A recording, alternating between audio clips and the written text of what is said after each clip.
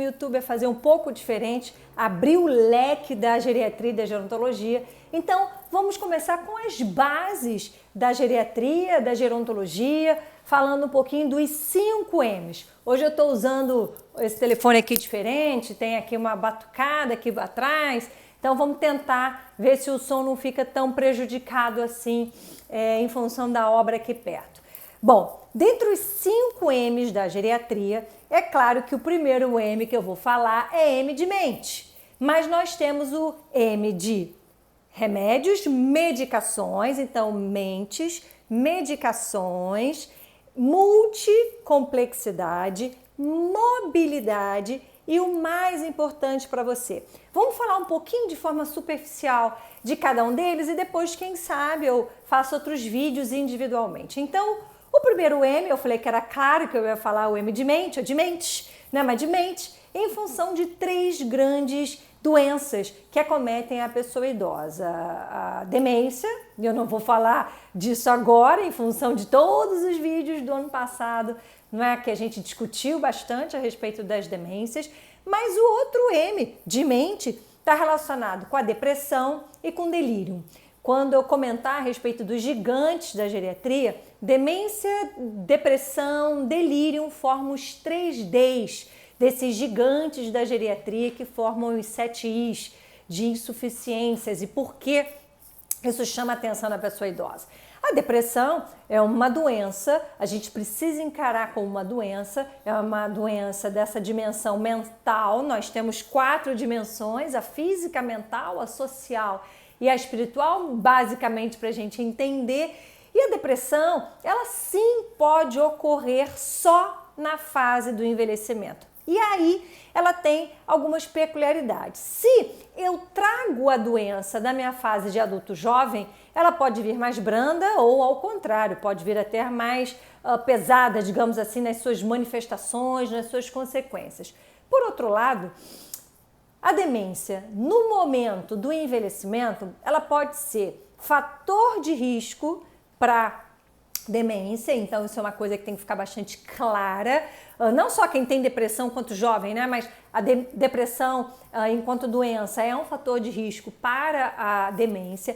Pode ser uma das manifestações associadas, é muito comum quando, mesmo nas avaliações neuropsicológicas que a gente faz em consultório, eu particularmente gosto de fazer anualmente, principalmente acima dos 80, 85, se existe uma dúvida entre depressão e demência, os testes, os resultados estão meio em cima do muro, a gente avalia sim, aprofundar até com profissionais especializados, mas normalmente a gente faz um tratamento para depressão e observa 3, 4 meses o que vai acontecer. Normalmente, o quadro de demência ele se abre com mais clareza, ou se for uma depressão, a gente também consegue ver melhoria. Mas a depressão nessa fase, né, do envelhecimento, ela pode sim estar associada como fator de risco e fazer parte do diagnóstico de demência. O outro D, não é, dos 3 Ds, ou o outro elemento assim, importante desse primeiro M de mente é o delírio. Delírio ou uma inflamação cerebral aguda, ou uma insuficiência cerebral aguda. Ele é um quadro clínico muito semelhante à demência, ou dependendo da fase da pessoa, né? Da depressão por conta dos esquecimentos, mas na verdade o delírio é uma alteração da atenção. Essa atenção flutua ao longo do dia. Então, além de um desvio da atenção e não da memória propriamente dito, ele flutua. Então, são pessoas que, por uma causa reversível, normalmente desidratação ou uma infecção no momento inicial, se tiver hospitalizado, o confinamento, isso é muito comum na terapia intensiva. O fator de risco para o delírio é a própria idade, a gente tem medicações que podem também corroborar, mas o delírio ele tem dois grandes quadros clínicos, né? 2 grandes apresentações, 2 grandes quadros clínicos, né? Uma agitação ou uma apatia, uma sonolência. Então essa pessoa que flutua, né? Hora está muito sonolento, hora está super acordado, agitado, arrancando tudo, isso não é demência, muito menos depressão. Então entra no diagnóstico diferencial. O segundo M, então falamos de mente, vamos falar do M chamado medicamentos, medicações, drogas, que se fossem realmente boas, não se chama, se remédio realmente fosse bom, não se chamava droga, a gente tem que brincar, né? Não se vendia na drogaria. A questão é o seguinte, as medicações elas precisam ser revistas sempre, a prescrição farmacológica da pessoa idosa, ela é dinâmica. Então não é porque sempre tomou as medicações, desde sempre, que sempre vamos manter, pelo contrário. Dependendo, uma medicação do adulto jovem é um prejuízo na fase do envelhecimento, na pessoa idosa. Então eu tenho antihipertensivos que não são usados, nós temos antidepressivos que não são usados, a gente tem relaxantes musculares que pioram a cognição da pessoa idosa. E aí vem um conceito de polifarmácia, que dependendo pode causar erros, né, iatrogenias, pode causar problemas, podem causar efeitos colaterais. Eu tenho medicações para tonteira, que as pessoas acham que estão com labirintite, que estão, né, com alguma vertigem, e no final começam a tremer, começam a estar rígidos, mimetizando, por exemplo, uma doença de Parkinson. Então, é muito importante a gente ter uma análise muito crítica e saber por que essa medicação, por que eu faço uso, é para sempre, entre aspas, né? Mas qual é o tempo mínimo necessário para obter o resultado? Que resultado é esse que a gente quer com essa medicação? Então, assim, principalmente familiares que estão acompanhando essa pessoa idosa, principalmente com demência, e aí não tem jeito, porque são aquelas que não vão ter essa crítica, né? Essa consideração com o seu médico, porque aí não tem jeito, prescrição medicamentosa é o médico. Então, perguntar para que está usando, quanto tempo, se interage com outras medicações, se interage com comida e se quando a programação da retirada, do desmame, se pode ser retirado abruptamente, se não pode, há medicações que a gente não pode, tem que fazer o desmame, né, que é retirada lentamente, 25% de cada dose a cada, sei lá, 10, 15 dias ou até mais, vai depender de qual medicação, da dosagem que faz e o tempo do uso. Então, ele sempre tomou Frontal, sempre tomou Rivotril, sempre tomou Lexotan. Então, tem que ter cuidado com isso. O M de medicação é analisar do ponto de vista pragmático, concreto, o resultado que a gente quer com isso. Qual é o benefício, o que está trazendo de ruim, porque de alguma forma algum efeito tem. Pode ser que não seja nem objetivo esse efeito, né? O objetivo que a pessoa sinta, mas pode acontecer sutilmente também. Então, as medicações a gente precisa saber para quê. Se tiver que tomar 20 medicações, zero problema, mas que todas as 20 tenham as suas indicações apropriadas. Eu duvido que 20 medicações tenham objetivos apropriados. A gente coloca no conceito de polifarmácia 5 medicações. E a polifarmácia tem risco enorme, né? Queda, depressão, piora cognitiva, até infecções. Então, seria muito importante que a gente tivesse um olhar firme, né, nesse segundo M de medicação. O terceiro M, eu só vou inverter a ordem, né? Eu joguei por 4, que é a mobilidade. Pessoal, mobilidade é tudo, né? Quem viu Blue Zones, por exemplo, né? Zonas Azuis da Netflix, sabe que um dos segredos, né, daquelas 5 áreas longevas no mundo é a mobilidade. A mobilidade não necessariamente só os exercícios, né? Imagine você que faça exercício uma vez por dia, todos os dias, então são 7 dias na semana durante 1 hora, mas o restante do dia fica sentado vendo televisão ou zapeando.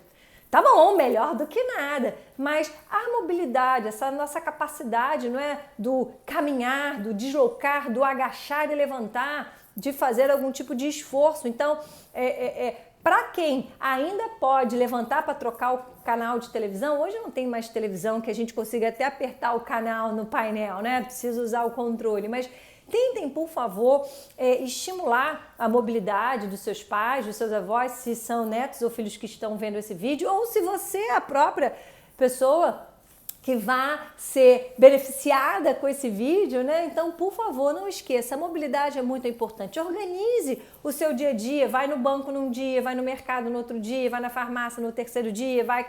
Não é? Além das suas, obviamente, atividades relacionadas ao exercício físico, a gente não deve ficar parado todos os dias. Por quê?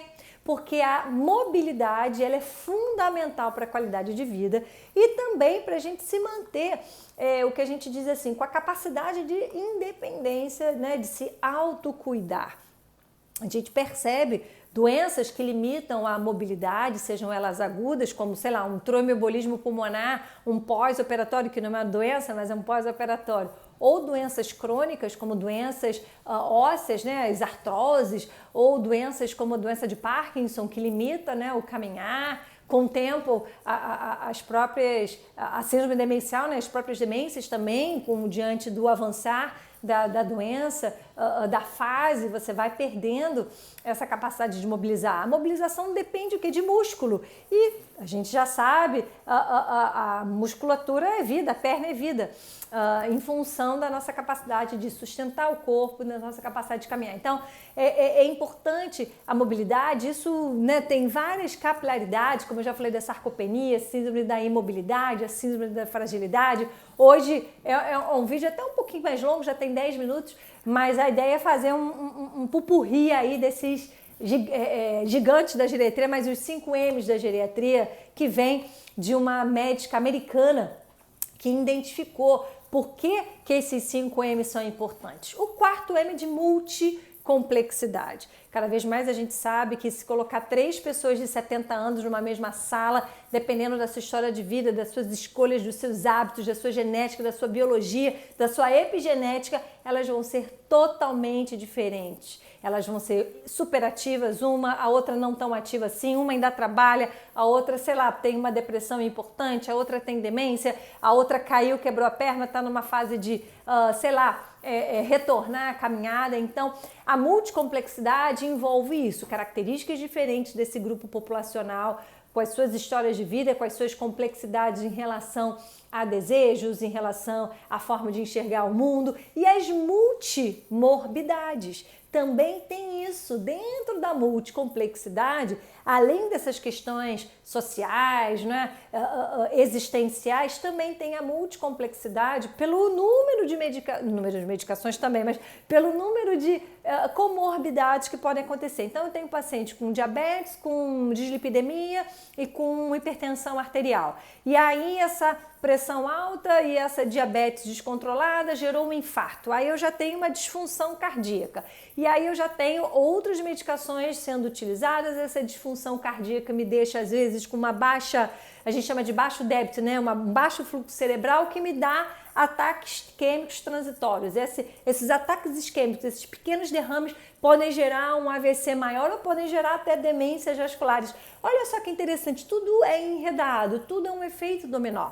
Então essa multicomplexidade, ela está se referindo não só às várias doenças concomitantes que podem acontecer, os diferentes perfis populacionais dentro do próprio envelhecimento, diante, de novo, né, da trajetória de vida, escolhas, genética, enfim, uma série de fatores de risco, né, quem fuma, quem não fuma, quem bebe em excesso, quem não bebe, quem é sedentário, quem não é.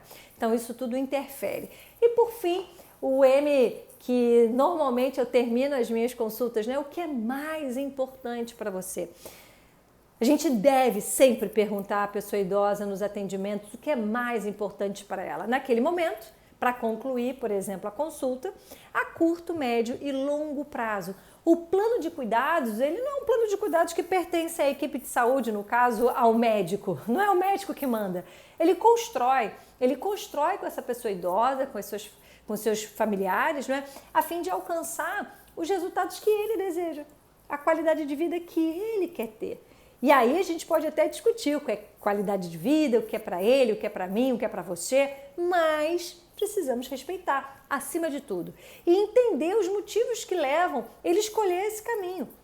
E aí fica muito mais fácil a gente acertar nessas condutas específicas que referem a orientações, digamos, não é? De exames laboratoriais, complementares, outros especialistas, né? Sei lá, eu percebo que a pessoa tem uma hipoacusia, então vamos um otorrino, vamos uma audiometria, vamos usar uma prótese, mas será que ele quer?